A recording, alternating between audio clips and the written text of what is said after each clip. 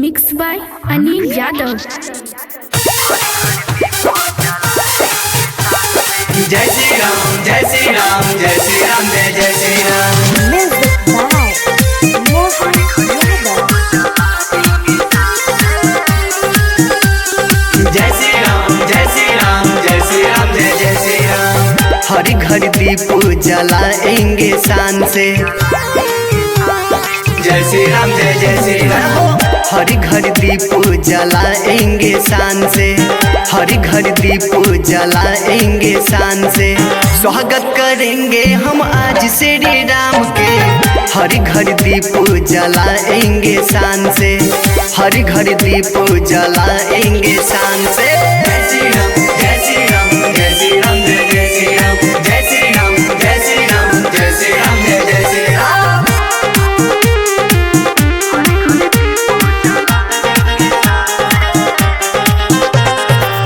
झूम उठा है चारों दिशा, राम लला का है ये नशा।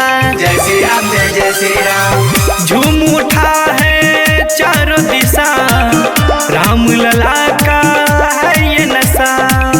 बन गया मेरा देश का भाग्य, आ गया श्री राम का राज। हर घर दीप जलाएंगे शान से। जय श्री राम जय जय श्री राम। हर घर दीप जलाएंगे शान से। हर घर दीप जलाएंगे शान से। स्वागत करेंगे हम आज श्री राम के। हर घर दीप जलाएंगे शान से। हर घर दीप जलाएंगे शान से।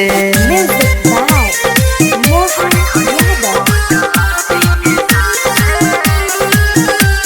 जय श्री राम जय श्री राम जय श्री राम जय जय श्री राम। योगी मोदी सब आए हैं, राम लला का धुन गाए हैं। जय श्री राम जय जय श्री राम। योगी मोदी सब आए हैं, राम लला का धुन गाए हैं। लहर गया है भगवा रंग, राम लला का है ये अंग। हर घर दीप जलाएंगे शान से। जय श्री राम जय जय श्री राम। हर घर दीप जलाएंगे शान से। हर घर दीप जलाएंगे शान से। स्वागत करेंगे हम प्रभु श्री राम के। हर घर दीप जलाएंगे शान से। हर घर दीप जलाएंगे शान से। Presented by RLA Recording Studio। हर घर दीप जलाएंगे शान से। हर घर दीप जलाएंगे शान से। स्वागत करेंगे हम आज श्री राम के। हर घर दीप जलाएंगे शान से। हर घर दीप जलाएंगे शान से।